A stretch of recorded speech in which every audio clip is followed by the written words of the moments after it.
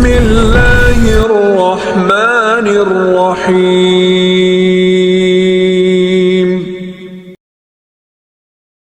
Al-Imam Ibnul Qayyim rahimahullah ta'ala ketika membahas tentang berapa sebenarnya mukjizat yang dimiliki Rasul itu, beliau sampai mengatakan jumlahnya 1000 lebih. Jadi Rasul itu diberikan 1000 lebih mukjizat yang tidak diberikan kepada para nabi. Apa alasannya? Karena di antara kekhususan Nabi SAW yang tidak diberikan kepada para nabi adalah Nabi diutus kepada seluruh manusia. Beda dengan para nabi diutus kepada kaumnya saja. Ketika para nabi diutus kepada kaumnya, maka mukjizat yang diberikan pun akan disesuaikan dengan adat istiadat kaumnya. Contohnya, mukjizat Nabi Musa.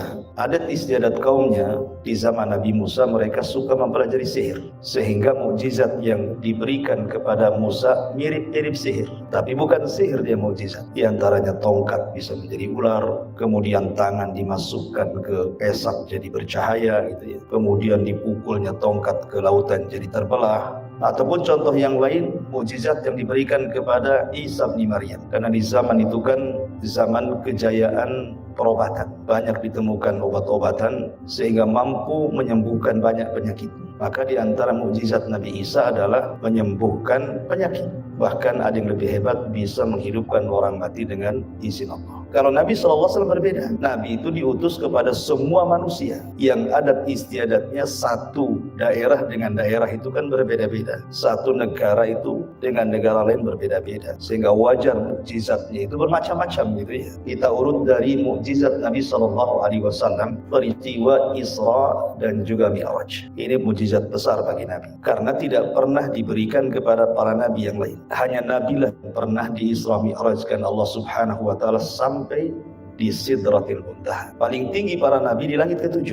Tapi Nabi SAW sampai ke Sidratil Muntaha. Ini kan mukjizat besar yang tidak dimiliki oleh para nabi. Dan peristiwa Isra Mi'raj ini adalah peristiwa yang luar biasa karena di saat itu Nabi SAW sedang kesulitan berdakwah. Bagaimana tidak, di Mesir, di Mekah dia diusir, kemudian dia mencoba ke Taif. Orang Taif pula kurang lebih dengan orang Mekah gitu ya. Mereka pun ganas juga melempari Rasul sehingga Rasul SAW seolah-olah sudah tidak ada tempat untuk berdakwah. Lah saat sesak dadanya Nabi SAW inilah maka Rasul dihibur Allah untuk melihat kekuasaan supaya makin mantap lagi. Lah sejak itulah maka Rasul SAW di hari ketika kesedihan menumpuk, istri meninggal, paman meninggal gitu ya, maka Rasul 1 tahun sebelum hijrah di Isra Mi'rajkan. Dan ini mukjizat yang pertama. Kemudian mukjizat yang kedua, insyiqaqul qamar, terbelahnya bulan. Dan ini atas permintaan orang-orang Quraisy sebenarnya. Jadi orang-orang Quraisy kafir itu datang kepada Rasul dan mengatakan, kalau engkau seorang nabi, buktikan mukjizat. Kemudian Nabi SAW mengatakan, apa yang kalian kehendaki? Tiba-tiba mereka menginginkan bahwa bulan itu dibelah jadi 2. Kalau ada yang mengatakan Musa alaihi salatu wassalam mampu membelah lautan, mukjizatnya dengan tongkat, Nabi pula lebih hebat dibandingkan Musa. Bukan lautan yang dibelah, bulan dibelah dia. Dan itu juga disyaratkan dalam Al-Quran.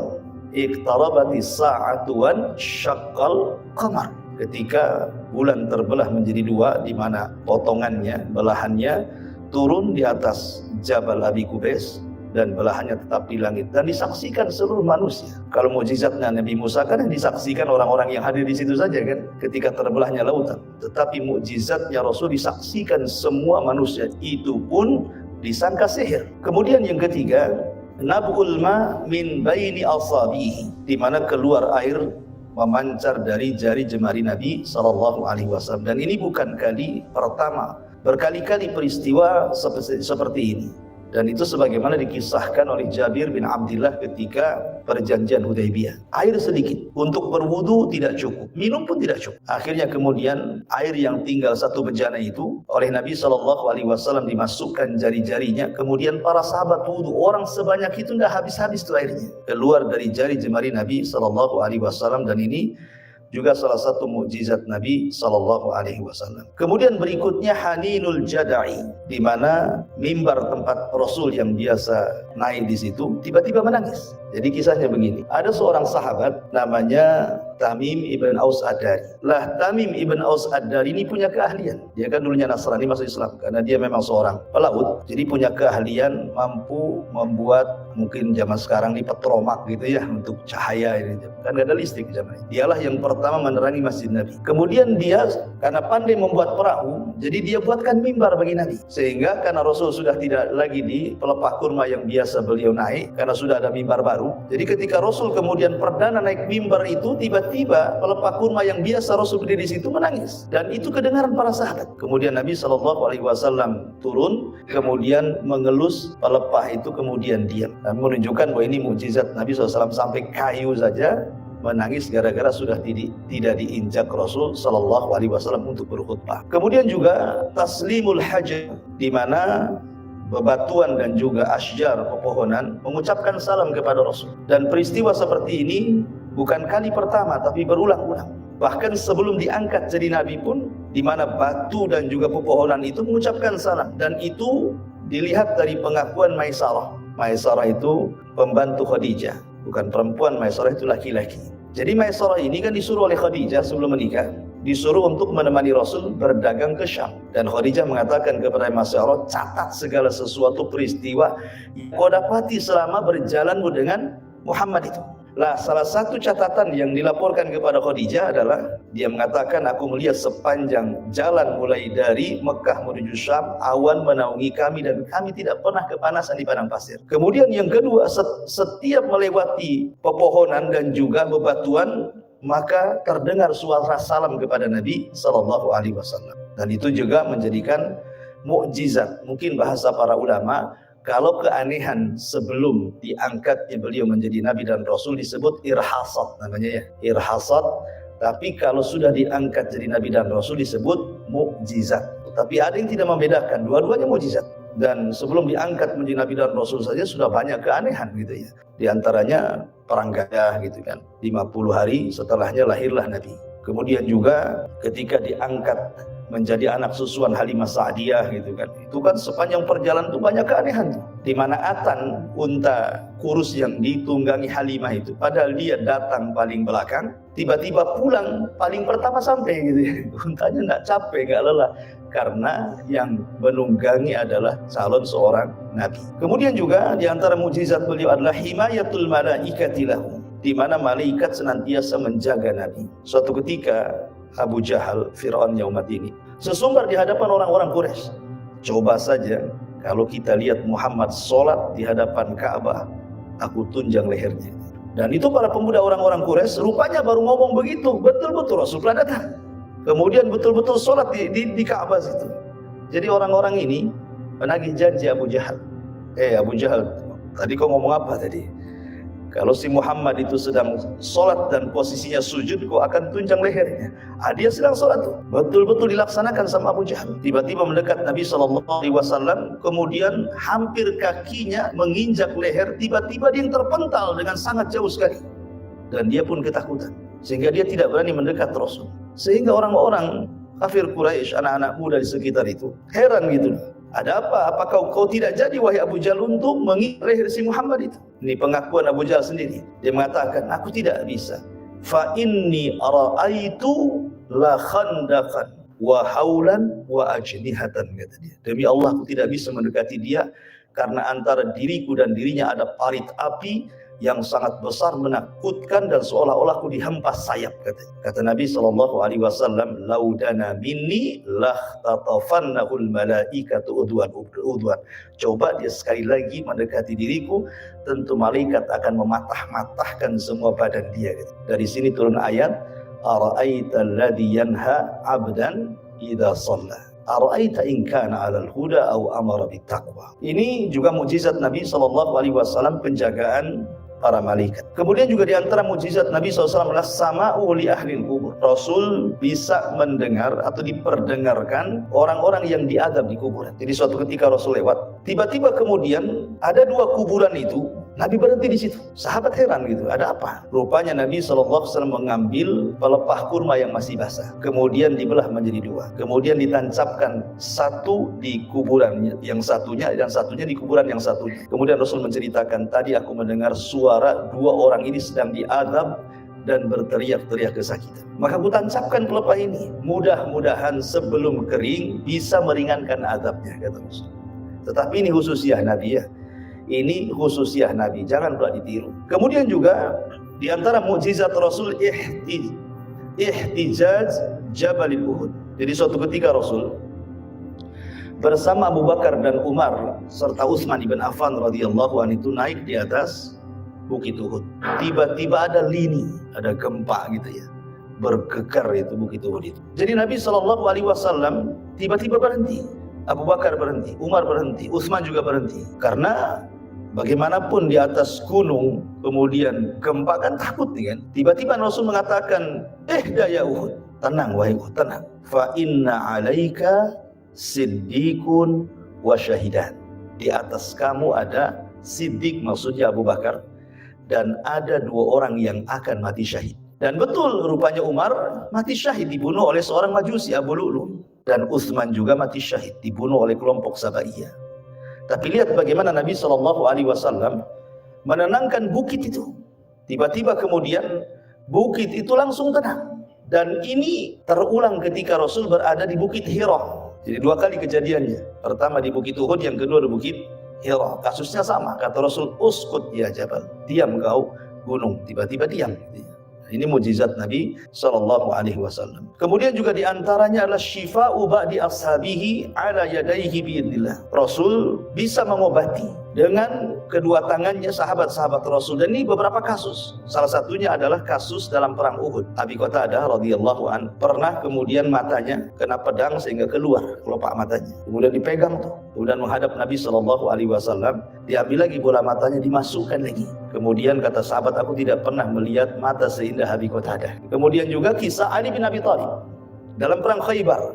Khaybar itu kan peperangan terakhir melawan Yahudi. Lah Yahudi kan suka membuat benteng mereka. Jadi daerah itu dibentengi. Sehingga sulit menembus benteng, itu sulit sekali gitu ya. Sampai akhirnya Abu Bakar diutus, tidak bisa juga jebol bentengnya. Beberapa orang diutus, tidak bisa juga jebol bentengnya. Sampai akhirnya suatu malam Nabi SAW mendapatkan wahyu bahwa besok benteng itu akan jebol. Kumpulkan sama Rasul sahabat-sahabat. Kata Rasul, besok akan ada seorang laki-laki yang mencintai Allah dan dicintai Allah. Di tangannya bendera kemenangan. Ketika itu Umar bin Khattab radhiyallahu an yang gak pernah mau jadi pemimpin, dia sampai paling depan seolah-olah ingin ditunjuk Nabi.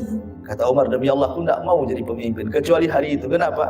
Karena Rasul memberikan mukaddimah, orang yang memenangkan perang ini dia mencintai Allah dan dicintai Allah. Itu masalahnya. Akhirnya tiba-tiba Nabi SAW mencari pula orang yang gak ada di situ. Kata Rasul, aina Ali? Di mana Ali? Gitu. Orang-orang mengatakan Ali sakit matanya dan memarah, wahai Rasul, hampir tidak bisa melihat. Wajar, namanya hidup di padang pasir, kemudian banyak angin, mungkin kelilipan lah, bahkan bisa lah gitu. Makanya orang sana kan suka pakai serban, wajar ya. Serban itu bukan sunnah, itu adat istiadat sana. Ketika itu Rasul tetap memaksa, datangkan Ali kepada kami. Akhirnya Ali pun dipapah gitu ya, karena sudah parah penyakit matanya. Maka Nabi SAW cukup kemudian meludahi kedua mata Ali dan langsung sembuh.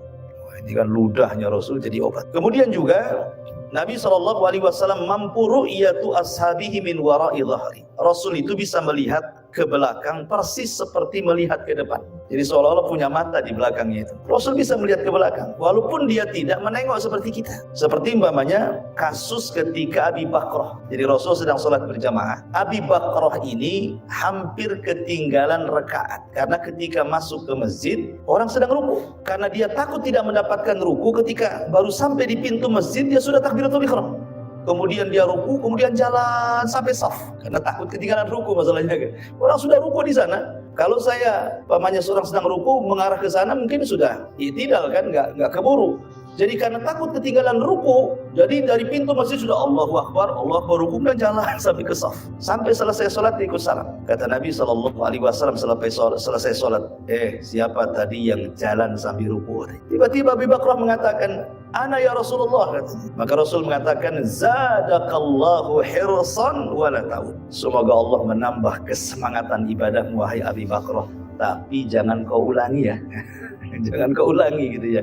Kalimat jangan kau ulangi inilah menjadi khilaf para ulama. Apakah jangan kau ulangi ruku sambil berjalan, ataukah jangan kau ulangi sholatmu, artinya sudah sah gitu ya. dari silah maka khilaf para ulama apakah orang mendapatkan ruku itu dapat 1 rakaat, dan itulah pendapat yang kuat bahwa orang mendapatkan 1 rakaat itu ketika mendapatkan rukunya imam. Ya, dari hadis Abi Bakrah ini pendalilan. Ini menunjukkan bahwa Nabi SAW melihat ke belakang persis seperti melihat ke depan.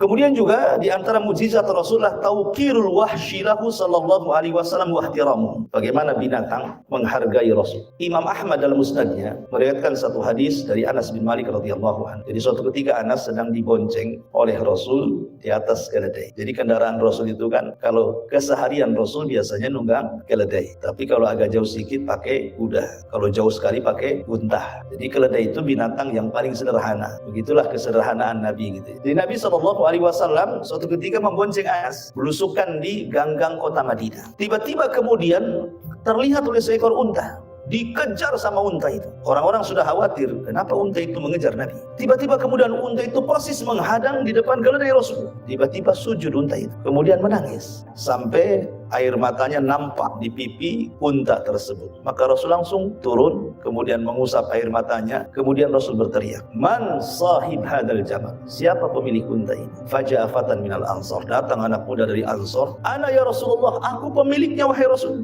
Maka Rasul marah dan mengatakan, "Afala tattaqillah ya fulan? Tidakkah kau bertakwa kepada Allah wahai fulan?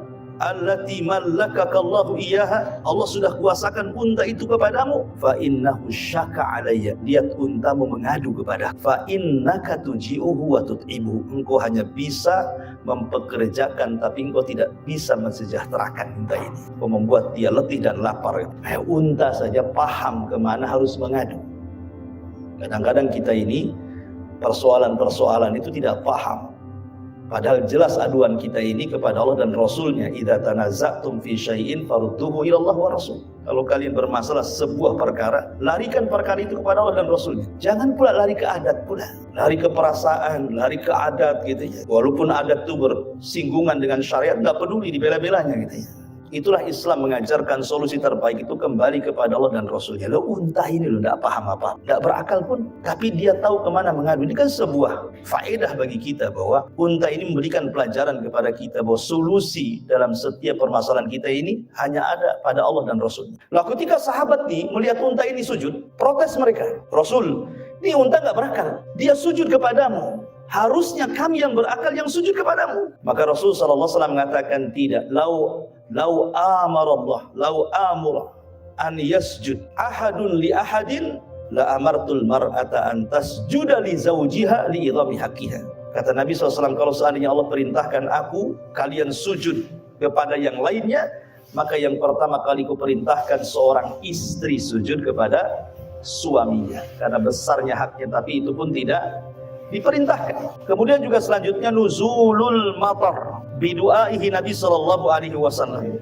Turunnya hujan dengan sebab doa Nabi sallallahu alaihi wasallam. Jadi suatu ketika Rasul itu sedang khutbah Jumat. Datang orang Badui, tiba-tiba memutus. Rasul lagi khutbah. Namanya orang Badui kan, itu main putus-putus saja dia kan. Rasul lagi ceramah diputusnya. Kemudian dia mengatakan, "Rasul, desa kami kekeringan, jalan-jalan sudah pecah, ladang-ladang kering kelontang, tidak ada yang hidup dari tumbuhan, hewan-hewan hampir mati. Tolonglah berdoa kepada Allah agar hujan." Maka lagi khutbah itu Rasul langsung mengabulkannya itu. Langsung Rasul kemudian mengangkat kedua tangan dan berdoa doa istisqa. Subhanallah. Belum lagi Rasul menurunkan tangannya, hujan sudah lebat. Dan hujan tidak berhenti sampai 1 minggu, sampai akhirnya banjirlah desa itu. Jadi Jumat depannya datang lagi Rasul, tolonglah berdoa kepada Allah, hentikanlah hujan itu. Kemarin minta hujan, sekarang minta dihentikan karena kebanjiran desanya. Maka Rasul sallallahu alaihi wasallam kemudian berdoa, Allahumma hawalaina wala alaina, Allahumma alal akam wal jibal wa nabati asyjari. Ya Allah, kalau bisa hujan ini kau alihkan ke bukit-bukit, ke gunung-gunung, ke tempat-tempat yang tumbuh-tumbuhan, pohon-pohonan di situ. Maka akhirnya hujan pun berpindah gitu ya. Dan ini juga salah satu mukjizat Nabi ini juga doa. Kalau hujan sudah nampak bahaya gitu kan, nampak banjir, doa-doa ini. Kemudian juga di antara mukjizat Nabi sallallahu alaihi wasallam, Nabi sallallahu alaihi wasallam pernah mencekik syaitan. Ya, jadi Rasul itu pernah mencekik setan. jin ya, dari kalangan jin. Dan itu peristiwanya ketika sholat. Datang setan menggoda Nabi. Akhirnya oleh Rasul diceki setan itu. Kata Rasul, aku merasakan dingin liurnya. Kok bisa? Setan tercipta dari api, tapi kok liurnya dingin? Gitu ya. Ini menunjukkan bahwa yang pertama diciptakan dari api itu bukan turunannya. Sama dengan kita ya. Adam kan diciptakan dari tanah, turunannya kan nggak ada dari tanah gitu ya. Jadi sama juga, jin juga sama seperti itu. Kemudian Rasul hampir mengikat dia di tiang Masjid Nabawi. Tapi Rasul teringat dengan doa Sulaiman, di mana Nabiullah Sulaiman pernah berdoa agar jangan diberikan kekuasaan kepada siapapun kecuali dirinya. Tidak boleh ada orang yang diberikan kekuasaan seperti dirinya, kata Sulaiman. La yang bagi ahadan minal alamin. Maka Rasul teringat dengan doa itu, maka pun tidak jadi mengikat. Padahal kata Rasul, kalau aku ikat setan itu, maka aku buat jadi dia mainan anak-anak, besoknya dilempari katanya. Tapi kemudian dilepas oleh Nabi SAW. Dan ini mukjizat Rasul, bisa menangkap setan dan mencekinya. Kemudian juga di antara mukjizat Nabi SAW adalah beliau pernah suatu ketika meramalkan kematian Umayyah ibn Khalaf. Jadi suatu ketika gitu, Nabi SAW pernah mengatakan kepada Sa'ad bin Mu'ad. Sa'ad bin Mu'ad itu kan kawan dekatnya Umayyah bin Khalaf. Umayyah ibn Khalaf ini ya, kalau di Quraisy itu ya sejajar dengan Abu Jahal, pembesar lah gitu ya. Lah, jadi suatu ketika Sa'ad bin Mu'ad ini kan sudah masuk Islam. Sementara Sa'ad dengan Umayyah bin Khalaf ini kan berkawan di masa jahiliyah. Karena apabila Umayyah ini berdagang ke Syam atau ke Yaman, mesti mampir di rumah Sa'ad bin Mu'ad. Dan Sa'ad bin Mu'ad itu pembesar kaum Aus. Dan Aus itu bagian daripada Ansor gitu ya. Jadi suatu ketika Sa'ad bin Mu'ad umroh, kemudian dia mampir ke rumahnya Umayyah. Dan Umayyah berjanji untuk menemani dia tawaf. Ketika tawaf berjumpa dengan Abu Jahal, dimakinya sama Abu Jahal, kalau engkau bukan kawannya Umayyah sudah kubunuh katanya. Oh, ini Sa'ad bin Mu'ad digertak itu bukan takut.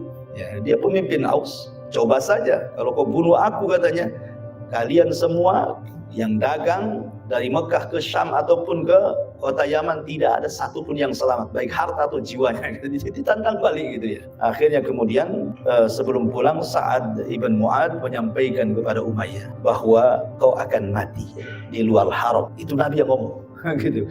Kau akan mati di luar haram, wahai Umayyah. Kau jangan keluar dari haram katanya. Lah ketika peristiwa Badar, perang Badar, kan ketika itu kan yang menjadikan peristiwa Badar meletus itu kan karena kafilahnya Abi Sufyan yang pulang dari Syam membawa dagangan orang-orang Quraisy. Rasul ingin mengambil hak sebagaimana ketika Muhajirin mereka hijrah dari Mekah ke Madinah, hartanya diambil. Sekarang berbalik. Rasul mau mengambil harta mereka sebagai balasan karena mereka sudah mengambil harta mereka ketika hijrah. Akhirnya Abu Sufyan ini juga orang cerdas, iri mata-matanya. Dan dia ketahuan bahwa Rasul sedang mengarahkan pasukan. Maka dia segera mengirim satu penunggang kuda namanya Domdom. Bayangkan itu secepat kilat dia ke Mekah memberitahu Abu Jahal. Abu Jahal mempersiapkan pasukan besar sekitar 1000 pasukan lebih, karena Rasul kan hanya membawa sekitar 314 orang saja gitu. Lah ketika itu Abu Jahal itu kan menginginkan bahwa orang-orang Quraisy itu terutama pemimpin-pemimpinnya harus ikut. Lah salah satunya Umayyah. Sementara Umayyah terbayang-bayang dengan perkataan Sa'ad bin Mu'ad bahwa engkau akan mati berdasarkan sabda Nabi di luar haram. Lah ini Badar kan di luar haram kan itu. Nggak mau dia dirayu Abu Jahal. Ayolah kamu keluar, kalau nggak keluar kabilahmu tidak akan keluar katanya. Nggak mau, tetap nggak mau dia. Akhirnya kemudian Abu Jahal cerdas juga, orang yang licik gitu kan. Dikirimnya kemudian buhur itu semacam untuk perempuan, wangian perempuan, baju perempuan. Kau pakai, kau ini perempuan bukan laki-laki. Tersinggunglah dia kan, karena dianggap kalau tidak mau perang itu dibilang perempuan gitu. Itu aib kan itu. Akhirnya dia tersulut. Akhirnya mau juga dia jihad. Jihad ala jahiliyah tentunya ya, bukan ala Islam. Akhirnya dia ikut bersama Abu Jahal, dan betul apa yang dikatakan Sa'ad bin Mu'ad. Dia salah satu orang yang mati di perang Badar atas sabda Nabi SAW. Dan itu mukjizat Nabi. Kemudian juga di antara mukjizat Nabi SAW dalam peperangan itu juga nuzulul malaika. Karena dalam perang Badar itu berapa malaikat turun? 5.000. Dipimpin Jibril lagi. Anehnya orang Islam tidak melihat, orang kafir melihat. Sampai Jibril itu menunggang kuda namanya Haizum. Kudanya Jibril itu namanya Haizum. Sampai ketika Jibril datang, kata Rasul, menghindar. Para sahabat kan bingung karena nggak melihat malaikat. Kata Rasul menghindar, kasih jalan. Kaidum Haizum. Maka kemudian tiba-tiba orang-orang kafir Quraisy, belum sahabat mencabut pedang, kepala mereka sudah pada melayang kan itu. Ini siapa yang membantai mereka? Lah Abi Sufyan yang selamat dalam peperangan itu, langsung dia kabur ke Mekah, memberitahu Abu Lahab. Abu Lahab itu pengecut, tidak mau ikut perang. Dia hanya nyewa orang untuk menggantikan dirinya saja. Dia menceritakan sama Abu Lahab bahwa dia melihat ada orang yang berjubah putih, naik kuda putih, kemudian pedang terhunus itu yang membantai kami semuanya. Akhirnya ada budaknya Fadl bin Abbas yang menyembunyikan keislaman, tiba-tiba nyeletuk. Itulah malaikat yang membantu Nabi. Marah Abu Lahab, ditamparnya budaknya si Fadl.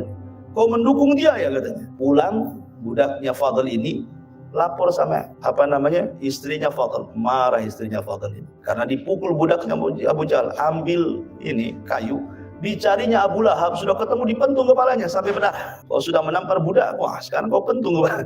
Sebab lukanya itulah meninggalnya Abu Lahab, gara-gara istrinya Fadl bin Abbas itu. Ketika dia hendak safar, di tengah jalan dia sakit, akhirnya meninggal, jasadnya dibiarkan sampai 3 hari bau, nggak ada berani orang mendekati. Anak-anaknya pun nggak mau mendekati.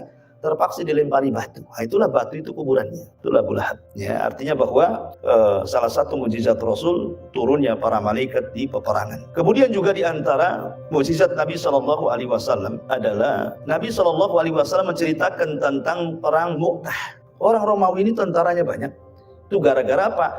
Gara-gara surat yang dilayangkan Rasul. Nggak terima orang Romawi itu. Akhirnya mereka membawa pasukan untuk menyerang Madinah. Ketemulah di Mu'tah. Lah di sini Nabi SAW mengutus 3 pemimpin. Pertama Zaid, kemudian kedua Ja'far, yang ketiga Abdullah ibn Rawahah. 3-tiganya meninggal. Kata Nabi SAW, kalau Zaid meninggal maka bendera dipegang Ja'far. Kalau Ja'far meninggal dipegang Abdullah ibn Rawahah. Rasul di Madinah tidak ikut perang Mu'tah. Tapi Jibril datang memberitahu bagaimana Zaid meninggal, bagaimana Ja'far meninggal, bagaimana Abdullah ibn Rawahah meninggal. Sampai Rasul mengatakan, semoga Allah menggantikan kedua tangan Ja'far yang putus saat peperangan dengan kedua sayap dan dia bisa terbang sesuka dia di surga. Rasul mengatakan seperti itu. Dan Rasul mengatakan, dan bendera itu akan dipegang oleh Khalid. Pada Rasul di Madinah ngomong begitu. Betul, ketika dalam perang Mu'tah itu pasukan sahabat sudah bingung, gimana pemimpinnya mati semua. Pemimpin kan yang dijagokan cuma 3. Khalid jadi pasukan biasa, karena itu perang perdana dia masalahnya kan. Tapi karena orang melihat bagaimana pengalaman Khalid ketika masih kafir, maka sahabat langsung melirik Khalid. Kau yang mengganti. Akhirnya dengan gaya Khalid berperang, bayangkan, dia bisa memukul mundur orang-orang Romawi. Walaupun tidak mengalahkan, tetapi minimalnya mereka tidak menyerang Madinah. Makanya ketika Khalid pulang dengan pasukan, dilempari sama penduduk Madinah itu. Firarun minal qital. Kenapa kalian lari dari peperangan katanya? Kenapa kalian tidak mati syahid saja? Yang lempari anak-anak, perempuan, ibu-ibu tuh, lihat. Tapi Rasul membela Khalid dan pasukannya. Mereka tidak lari, tetapi mereka akan kembali, kata Rasul. Mereka hanya mundur sesaat dan akan kembali gitu ya. Tetapi di sini bagaimana Rasul mendapatkan kabar, dan itu mukjizat. Kenapa Rasul tahu Zaid meninggal, Ja'far meninggal, Abdullah ibn Rawahah meninggal, kemudian bendera akan dipegang Khalid itu kalau bukan mukjizat? Karena datang wahyu memberitahu Nabi SAW. Kemudian juga termasuk mukjizat Rasulullah syakkus sadrin Nabi, dibelahnya dada Rasul. Dan itu ada 3 pendapat. Ada yang mengatakan bahwa Rasul itu dibelah 2 kali. Ada yang mengatakan 1 kali. Ada yang mengatakan 3 kali. Dan pendapat yang rajih wallahu alam, Rasul dibelah dadanya 2 kali itu yang rajih 2 kali. Pertama saat usia 4 tahun di pangkuan Halimah Sa'diyah, dibelah dadanya oleh malaikat, diambil jantungnya, kemudian dicuci dengan air zam-zam, dibejana emas, kemudian dimasukkan dan dijahit kembali. Tentu ini medisnya malaikat ya kan. Kalau medisnya orang matilah kan itu ya. Kemudian ketika saat peristiwa Isra dan Mi'raj, sebelum dinaikkan Rasul dibelah dada lagi. Pendapat yang 3 kali ketika saat diutus jadi Nabi. Tapi hadisnya lemah ya. Cuma 2 yang sahih dibelah dadanya Rasul, dan itu sebuah mukjizat. Bayangkan, dikeluarkan jantungnya, dibersihkan, sampai ketika dimasukkan tidak ada penyakit hati. Itu kan luar biasa. Nabi SAW pernah menghabarkan kepada seorang laki-laki yang mengaku Islam, dan dia ikut terlibat dalam peperangan. Ada yang mengatakan dia seorang munafik. Kata Rasulullah SAW, hada min ahlin nar. Orang ini termasuk penduduk neraka. Terjadi peperangan. Rupanya orang yang dikatakan oleh Rasul, orang ini penduduk neraka, paling banyak membunuh orang. Dari semua sahabat dia paling banyak membunuh orang. Habis itu dia meninggal meregang nyawa dengan tombak menancap di perutnya. Kemudian sahabat heran, kenapa Rasul mengatakan dia penduduk neraka sementara di tangan dia orang-orang musyrik sudah banyak yang mati. Justru dia yang berjasa kan itu. Tapi Rasul mengatakan tidak. Dia penduduk neraka. Kemudian ternyata yang ini ketika tombak di perutnya, dia tidak sabar. Kemudian dia pun menancapkan dengan cara bunuh diri. Tidak tahan sakit, malah ditancapkan sekali supaya cepat mati. Berarti dia tidak mati syahid tapi mati bunuh diri. Dari sini maka ini juga penghabaran seperti ini bentuk mukjizat Nabi SAW.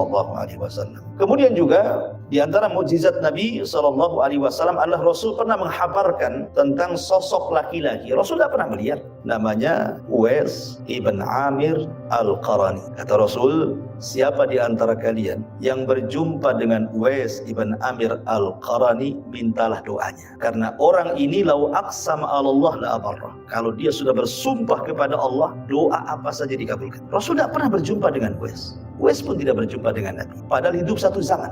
Dan Uwais itu orang Yaman. Rasul tinggal di Madinah. Uwais ini ingin berjumpa dengan Nabi sebenarnya. Cuman karena terhalang dengan ibunya. Sakit, dia tidak mau meninggalkan ibunya. Dia betul-betul habiskan waktunya hanya untuk merawat ibunya. Jadi dia ingin ke Madinah menjumpai Rasul. Nggak kesampaian sampai Rasul meninggal. Tapi Rasul tahu.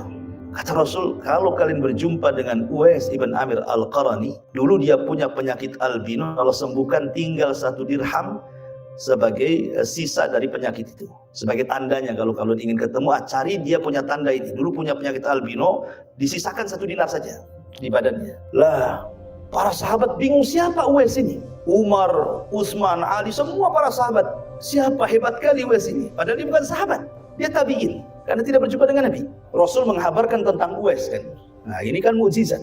Rasul tidak pernah berjumpa kok. Tapi Rasul menghabarkan tentang Uwais dan mukjizat Nabi SAW. Kemudian juga di antara mukjizat Nabi SAW adalah Nabi SAW pernah menggendong Hasan dan Husain, cucu Nabi.